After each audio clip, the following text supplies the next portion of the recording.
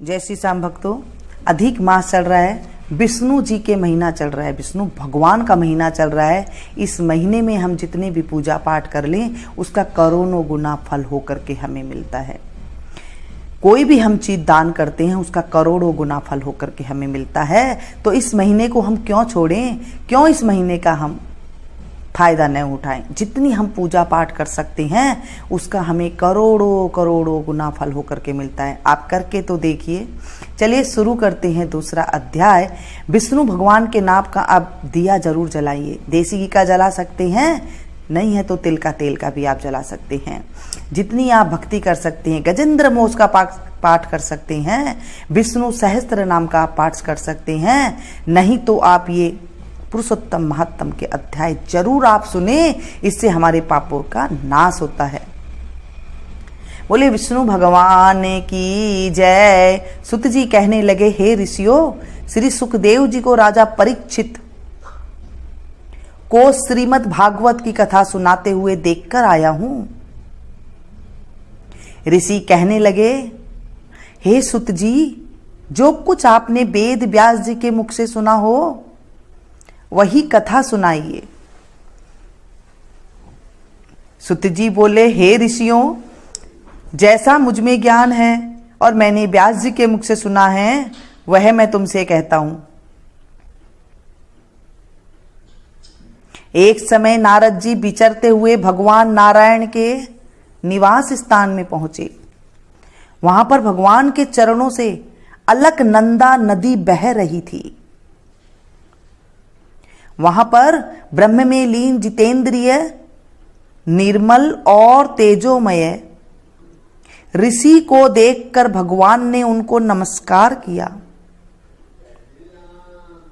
तब साष्टांग नमस्कार कर श्री विष्णु की स्तुति करते हुए नारद जी कहने लगे, हे देवादिदेव, संसार के स्वामी, दया सिंधु, आप सत्यवादी हो।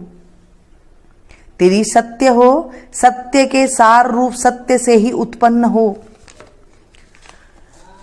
और सत्य योनि हो। आपको नमस्कार है।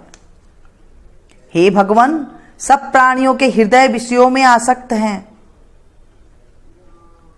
स्त्री पुत्रादि के मोह में फंसे हुए ग्रस्ती लोगों का हित करने वाला लाभदायक कथा व्रत कुछ विचार कर मुझे बतलाइए। मैं आपके मुखार बिंद से कुछ सुनने के लिए ब्रह्मलोक से आया हूं।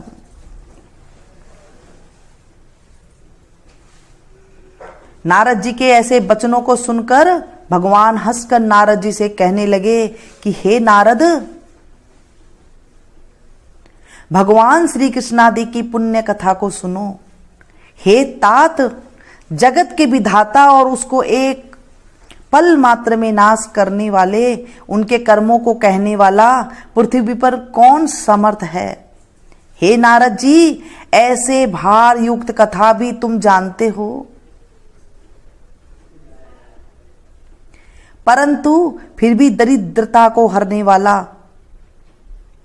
यश और श्रेष्ठ पुत्रों को देने वाला, मोक्ष देने वाला तथा शीघ्र सेवन योग्य ऐसे अद्भुत पुरुषोत्तम मास का महत्तम मैं कहता हूं।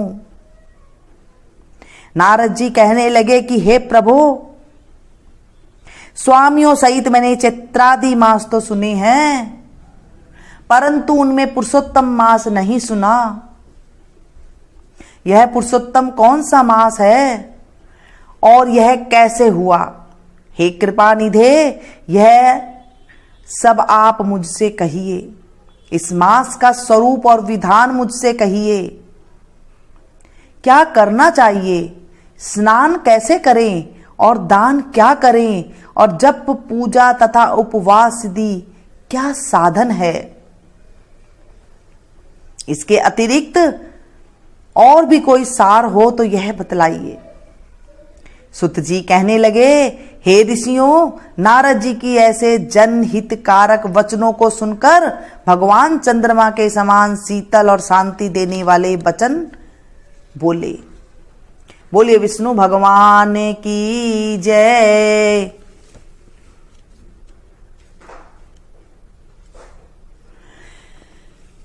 चलिए शुरू करते गजेंद्र मोक्ष का पाठ। भक्तों, आज के दिन जब गजेंद्र मोक्ष का हम पाठ करते हैं तो हमारे जितने भी संकट होते हैं वो सारे दूर हो जाते हैं। तो चलिए शुरू करते हैं। नाथ कैसे गज को फंद छुड़ायो, यह अचरज मोही आयो। नाथ कैसे गज को फंद छुड़ायो, यह अचरज मोही आयो। गज और ग्राह लड़त जल भीतर, लड़त लड़त गज हरायो। ज्यों भर सूंड रही जल ऊपर, तब हरि नाम पुकार्यो। नाथ कैसे गज को फंद छुड़ायो, यह अचरज मोही आयो। सबरी के बेर सुदाम के तंदुल, रुचि रुचि भोग लगायो।